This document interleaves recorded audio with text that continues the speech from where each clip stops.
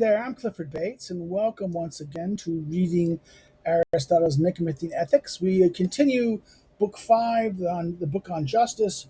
We take up today Chapter 8 of Book 5, and we're continuing on the question of the just and the unjust. And last chapter, we kind of would hit the question of what is unjust, just by nature, and versus what is unjust and just by convention.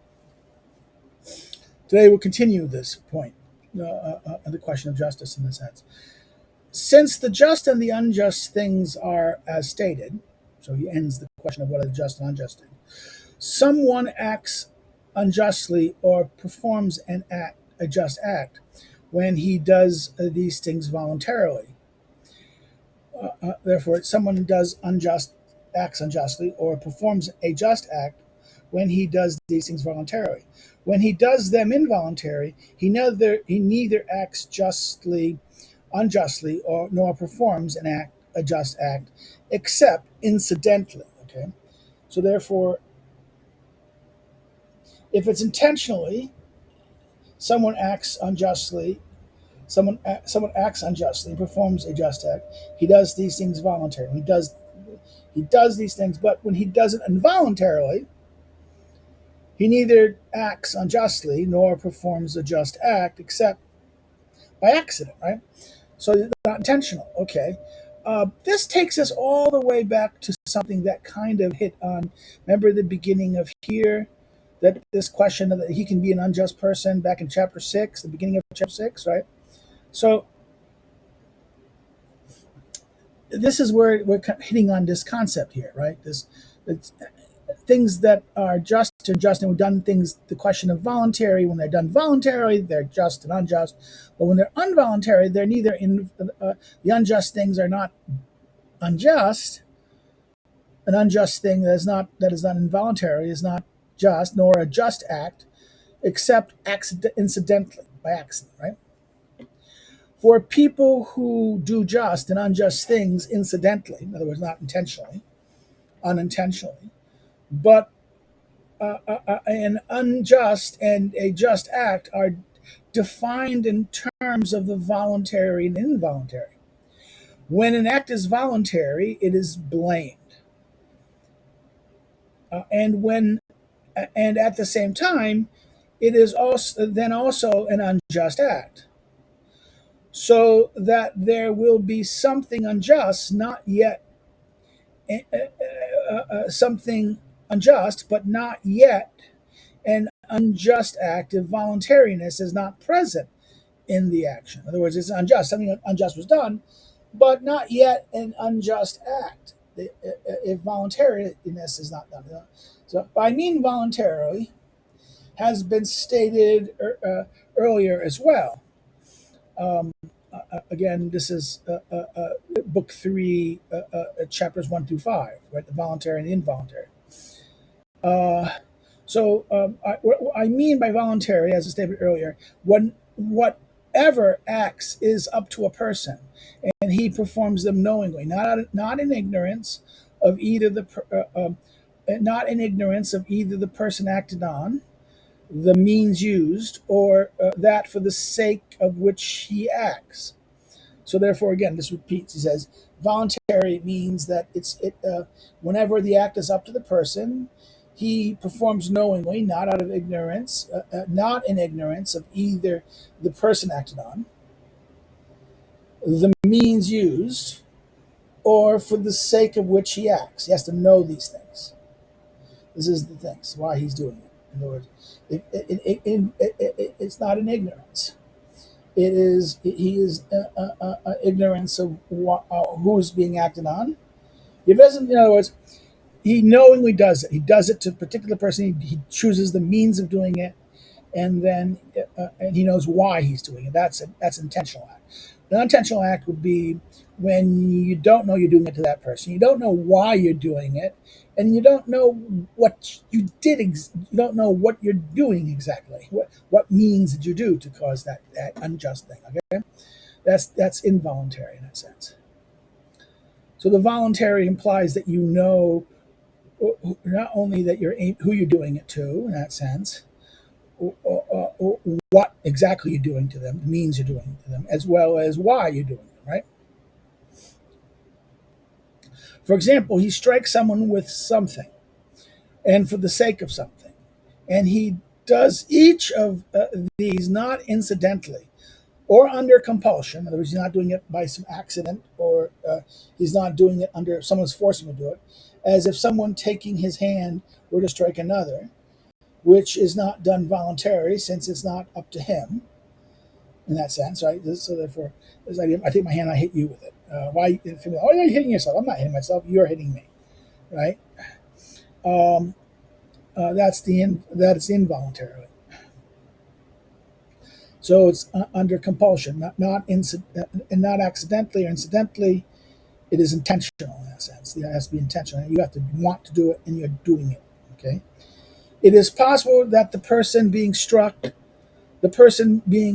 is his father, and for someone to know that he who is struck is a.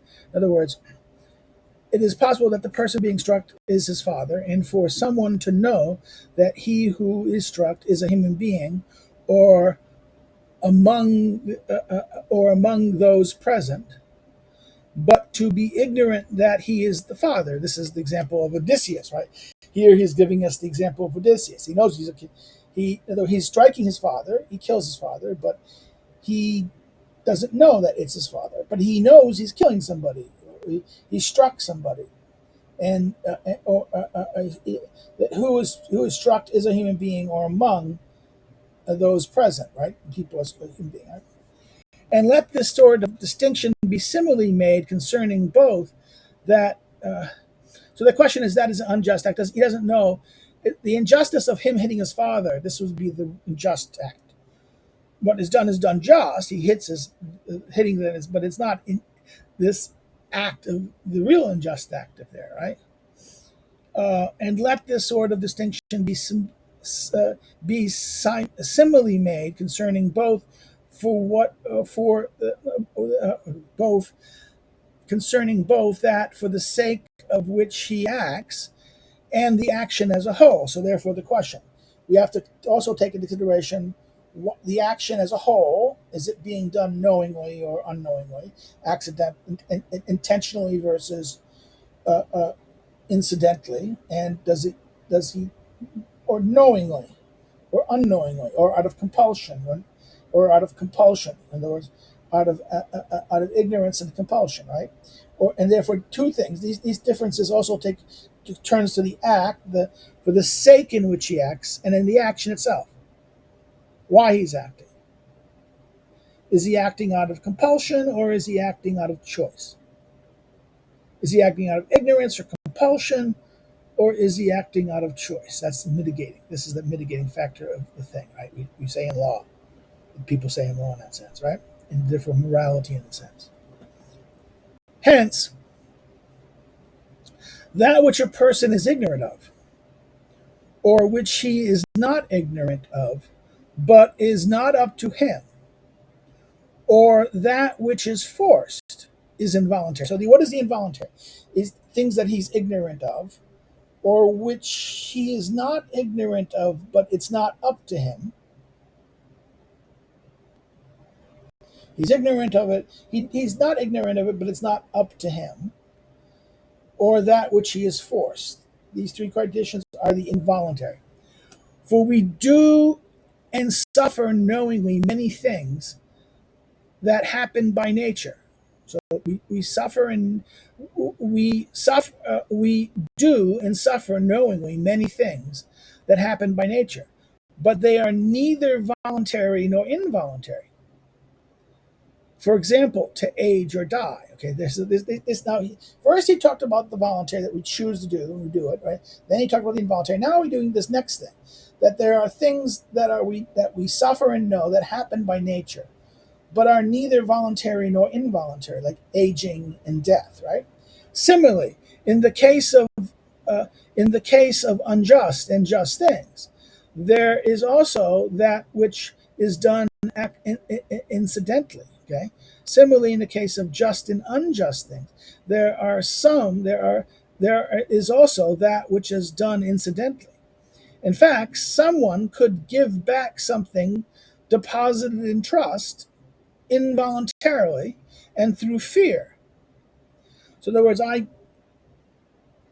I something you gave me and you gave it to me to hold it in trust, but I give it back in against my the will because of fear.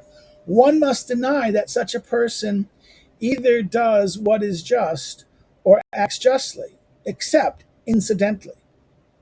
In other words, he doesn't do it. He gives back not. He does not give back.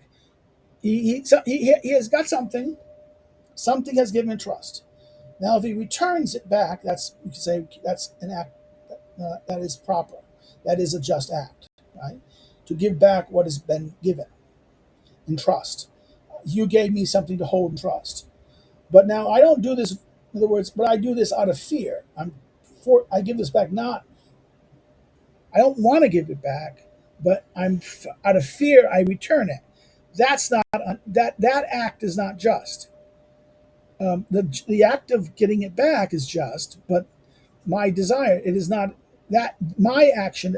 The act itself of getting back the thing is that is a kind of a right, but that's an incidentally just act. I myself am not acting justly in that sense. I'm doing it out of fear. I'm not doing it voluntarily in that sense. In other words, for such a person, either does what is just or one must deny that such a person either does what is just or acts justly, right? That the thing itself may be just, but except incidentally, that the just thing is done is incidentally, because against through fear, not through choice. Similarly, one must assert that he who, under necessity and involuntary, does not give back something deposited with him in trust, acts unjustly or does unjust things only incidentally. In other words, he's only if he does so against his will, he can't do it. He would like to give him back, but something is preventing him from giving back. He's either by force or some compulsion, right? That prevents him from doing it. So he's not acting. He is, in other words, his acts. He acts unjustly or does unjust things only incidentally, not through choice. Some voluntary things we do because we have chosen them. Others we do through we have not chosen them. So therefore, some voluntaries we do because we've chosen them, but others we uh, some voluntary things we do we have chosen them. Others we do through though not through though we have not chosen them. In other words, there's a voluntary thing, but we don't choose to do them. We choose all those we choose all those we have deliberated about beforehand. And those not chosen are those not deliberated about beforehand. And those not chosen are not deliberated. So if we deliberate, if we chose it, we intend to, we do it, we deliberate about it. If we deliberate about it, we chose it. But if we just, it's voluntary, but it's not chosen in this sense, it's not deliberated upon. And that's another problem here. Right? This is that weird thing. Some voluntary things we do because we have chosen them. Others we do though we have not chosen them. Right? So therefore, that's the voluntary can be both the chosen and the unchosen. The question here is deliberation, right? If have we deliberated beforehand? Have we deliberated about it? If we use deliberation and made a choice, then that is a voluntary thing we have chosen. If we have not deliberated, we just kind of acted on it, right? That is a voluntary thing, but it's not chosen. Okay. Now, since there are three types of harms arise in communities, so notice the three types of harm that arise in koinoias, communities. Those that are done in ignorance are errors whenever the person acted on on. In other words, are those that are done in ignorance are errors whenever the person acted on, the act, the means, or that for the sake of which the act is done is not in the person's acting assume the act is done is not as the person acting assumed. In other words, they didn't. In other words, intend it. They designed it. In other words, out of ignorance are errors.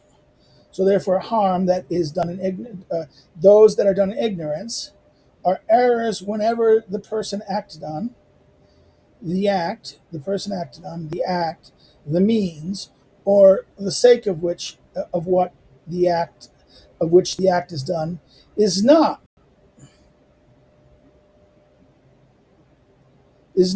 as the person acted on assumed by the mean as he thought it would be, intended it to be. This is the problem of I intended to do one thing but did the other. I thought this would happen, but that happened. So this is an error of ignorance. Done in ignorance are errors by which the person acted on, whenever the person acted on, or the act and the means, and for the sake of which the act is done, not as is not is not as the person acting on assumed it would be, right? For he supposed that he was either not throwing, or not with the thing, or not at this person, or not for the sake of this end. But the result is not the one he supposed would occur. For example, he supposed that he acted not in order to wound, but only to prick, not to wound this person, or not with this thing. Okay, this is the error. This is so. Therefore, three there is this three types of harm that happens to the community. The first one, those that are done in ignorance. That's the one. Whenever then, contrary to reasonable expectation, harm occurs, it is an unfortunate thing. So, whenever contrary to reasonable expectation harm occurs, it's unfortunate.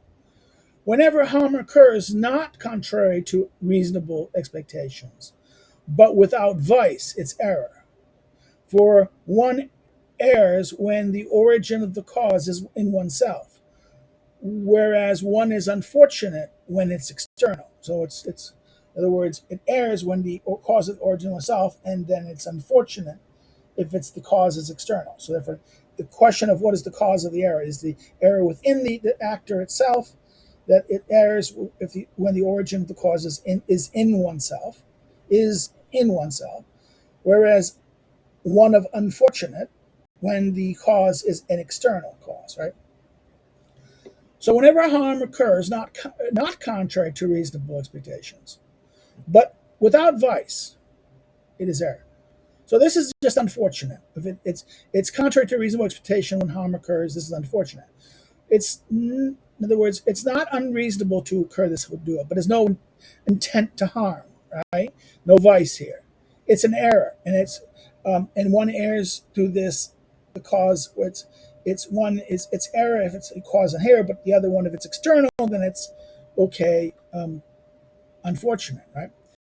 But whenever harm is done knowingly, yet without prior deliberation, it is an unjust act. For example, whatever is done through spiritedness and all other passions that necessarily or naturally before human beings. Okay, in other words, passion, spirit, the things that are other passions that necessarily or naturally before human beings. So therefore, this is a wrong. But whenever harm is done knowingly, without prior deliberation, without choice, it is an unjust act. Still, these people are not yet unjust or wicked for those reasons. So, therefore, even though the act is unjust, the people themselves are not unjust or wicked because of this, because they did it through what? It's simply they just did so. They didn't choose to. It was not through choice. They didn't deliberate about it. They didn't. It's not. This is not through choice. This is voluntary, but not through choice, right? So therefore, they make this errors. People do injustice, but these are okay. For people do people do injustice, and these are acts of injustice, right? Still, these people are not yet unjust and wicked for these reasons. Okay? For the harm done did not arise to corrupt any corruption. In other words, it wasn't. Corruption means chosen. Now, corruption here does not mean bad habits. I didn't choose it. In other words, I just did. I was forced either through passion or through spiritedness. Okay, spiritedness, excessive spiritedness, anger, passion, the human things that naturally, the other passions that necessary or naturally befall human beings. This is what caused this. This is still voluntary, but it's not deliberative or not through choice. It's still unjust, and it is still unjust and unjust. The act is unjust, and it's an act of acts of injustice. But the person themselves is not unjust because he's not yet. It was not done through choice. But whenever the harm arises from choice, the person involved is unjust and corrupt. So when you do it choosingly, that's the difference. If it's voluntary but through passion, it is an unjust act and an act of injustice, but it is not. The person is not necessarily unjust unless he's corrupted. In that sense, if it's only corruption when their choice, it is an act of choice. That choice has been done here. So the question is that it is whenever harm arises from choice, the person involved is unjust. Hence, it is not noble or beautiful, kalos, it is not close, to judge acts that arise from spiritedness as not seeming from a thought. It is not beautiful, it is not noble to judge acts that rise from spiritus as not seeming from a forethought.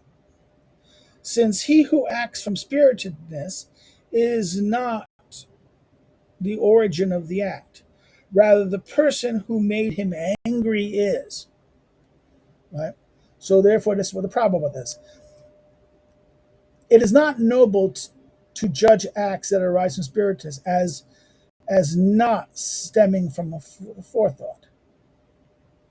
There's a forethought. There was a choice here.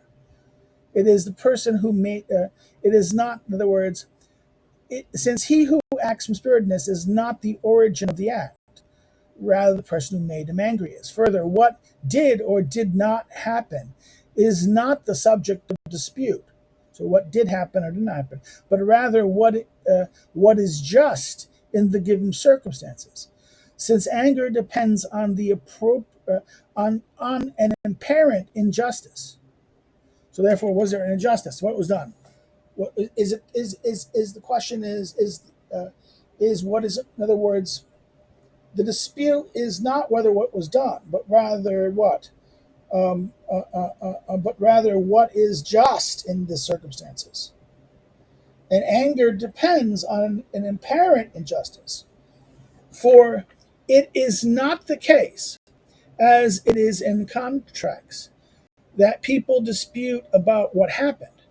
So in contracts people dispute about what happened, what was done versus what was not done. But in terms, in other words, for it is not the case, as in contracts, that people dispute about what has happened. What in which case it is necessary for one of the two parties to be corrupt, right? Unless they dispute out of forgetfulness, right? In other words, in contracts, there has to be a something is done. There needs to be someone who is at harm, someone who is corrupt or broke the rule, broke faith, right? Unless it's forgetfulness. But even then, this is not in the case of spiritedness. This is not like contracts. Rather, they agree about the matter at hand, but what they dispute about which side justice lays on. Whereas someone who plotted against another is not ignorant that what uh, uh, that what he has done is unjust, with the result that one party supposes that he is suffering an injustice, the other that the former is not.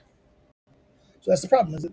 So the dispute here is what not what is done. They agree on what is done, but they disagree that this one believes that an injustice has what has done is unjust, and the person says no, that is not unjust, right? But if a person harms someone from choice, he acts unjustly. And it is in reference to these acts of injustice that he who does them is himself unjust, whenever the act is contrary to what is proportional or equal. So therefore, whenever the act is contrary to what is proportional or equal. So I'm going to be, in other words, it is reference to these kind of actions of choice. The actions of choice. The actions of choice. Whoever acts from choice, and his acts will be unjust to these acts, in reference to these acts of injustice, that he who does them, he himself is unjust. Whenever the act is contrary to the proportional or equal. So therefore, if what is being done is not proportional and not equal, then that is an unjust act. And if he does this knowingly, he does this with forethought, this means that person is unjust. That these acts are unjust and that the person, he acts unjustly. And that he who does them is himself unjust. Similarly, so too, a person who himself just, whenever he performs just act, having chosen to do so, but he performs a just, in other words, he performs a just act as he simply acts voluntarily. In other words, this is the just person. This is the just person. So, similarly, to a person, he is himself just. Whenever he performs just act, and he does so having chosen to do so, and he does so voluntarily.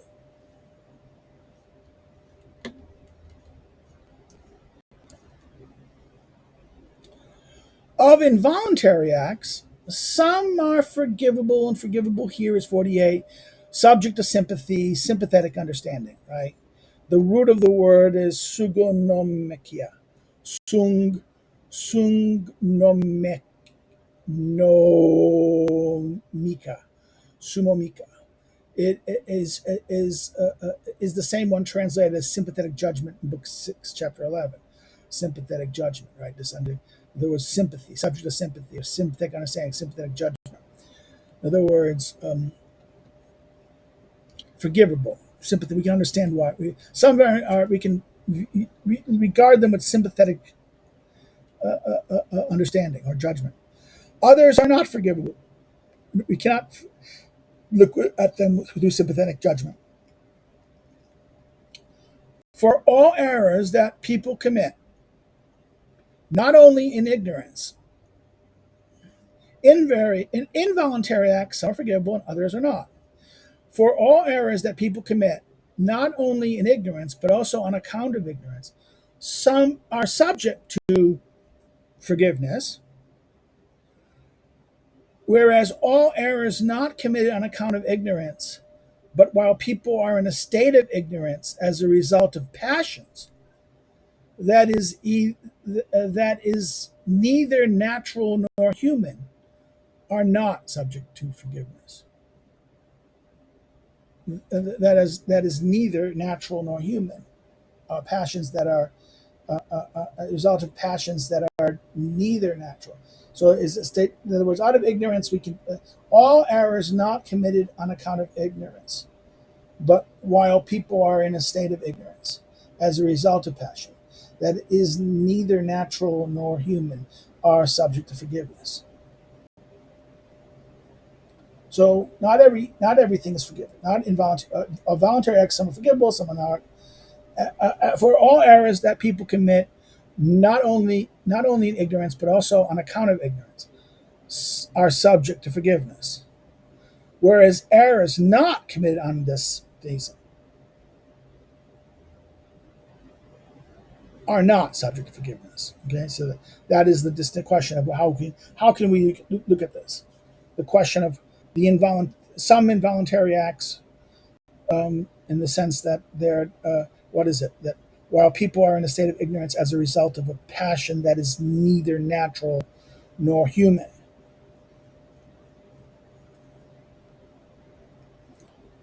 In other words, on account of that, whereas all errors not committed on this, because it's double negatives, I hate double negatives, are not committed on account of ignorance, right?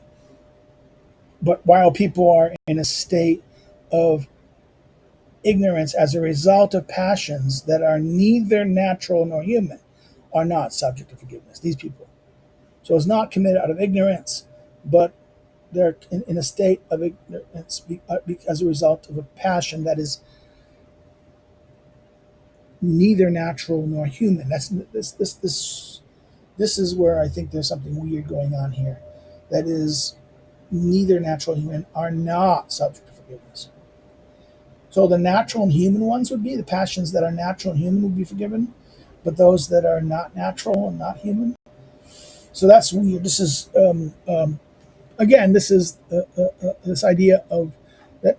I mean, because what he's doing here is clear. He wants to make the say that some things that are forgiven and some things are not, even the involuntary acts. And what matters here is that it has to be tied to an ignorance, that errors that people commit not only in ignorance but also on account of ignorance, they can be given forgiveness.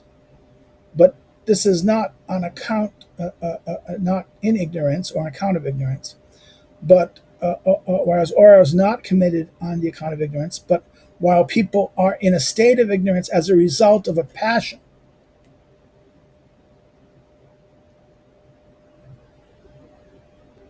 This is not something. And that's like, in other words, that I'm so angry, and I'm not doing it out of ignorance.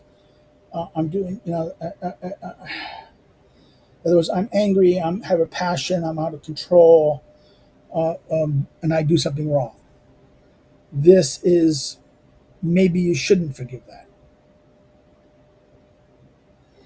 Now, it's that you're doing it to the right person. You're angry at that person. You do it to that person. You do it like that. Maybe we can't forgive that. Maybe the thing, if you're angry at somebody, but you get angry, you do something, you hurt someone you don't intend to hurt.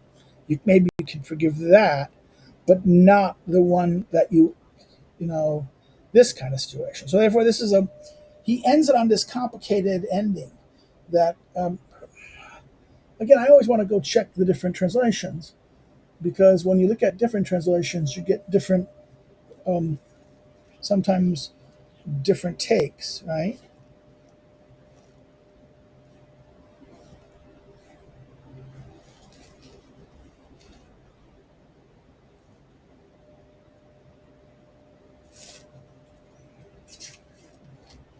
He goes, this is the crisp translation, the Cambridge edition.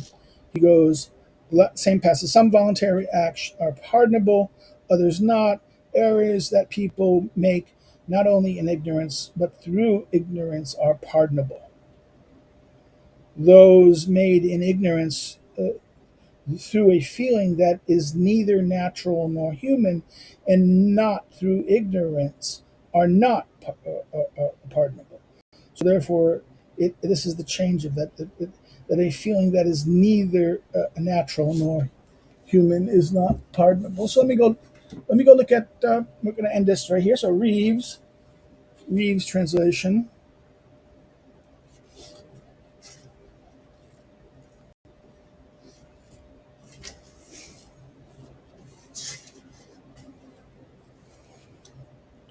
Some involuntary actions merit our sympathetic considerations, whereas others do not merit our sympathetic consideration. Errors that people make not only in ignorance but also because of ignorance merit sympathetic consideration, whereas errors made not because of ignorance but in ignorance caused by feelings that are neither natural nor human, they do not merit sympathetic consideration. Now, what does he say here about this? This is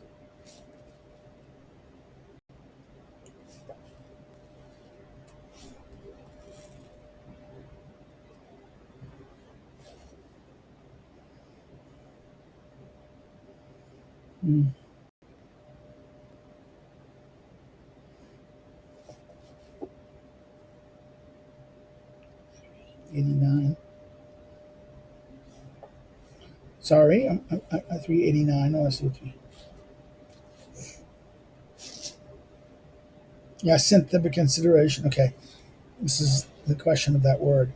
So therefore, that's both of these are all these two translations, the Reeves and the Crick, both kind of give similar kind of explanations. I think Reeves kind of fleshes it out more clearly, the extended translation of that. So we end this where we end chapter 8. So if you have any comments, questions, or issues, please put them in below, and I respond to them when I see them. If you have if you've liked it, hit the like button. Share it on social media. Share it with a friend. Put out there. Share it far and wide, as people say. If you've not subscribed, please subscribe. If you know someone, please encourage others to come to the channel and join. Particularly, tell them about the themes if they're interested in the themes that we cover here. Please subscribe and grow the channel a little bit. Now, if you didn't like what I did, you have a problem with it because you think I did something wrong or said something wrong, you can thumb down it, but say why in the comments so other people can learn from it, and maybe I can learn from it. Another thing is that if you want to follow me on social media, my social media links are listed below. If you want to know more about me as a scholar and check my research out and my scholarship and things like that, you can check that out through the academic social medias below the social media links. And if you want to assist me financially in a sense, you can do so through Patreon or Subscribe Star listed. Uh, uh, the links to Subscribe Star on Patreon is below. The URLs. Another way you can help me to do what I do is to buy one of my books. Buy it for yourself or someone you know is a student or someone you know someone could be interested in these things. You can buy one of my books, the books listed below, either through your local bookstore and ask them to order a copy, or you can go through or order through an online server like Barnes & Noble or Amazon. All the books should be available on both. Well, that's it. Next time you meet us, we'll do chapter 9. So that's it. Have a good day. Take care. Bye-bye.